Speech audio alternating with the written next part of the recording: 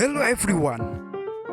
This fine morning I will make a tutorial on how to operate a blender. First of all, prepare to the tools. Then plug the cable into the socket.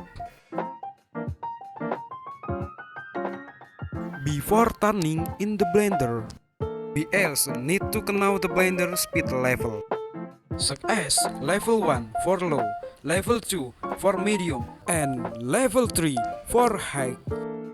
The method is to open the lid first, then add the ingredient to be blended. Then cover, then blend according to the speed we want. After that, wait a moment and boom! Thank you for watching this my video. I hope it is useful for all of you and see you soon.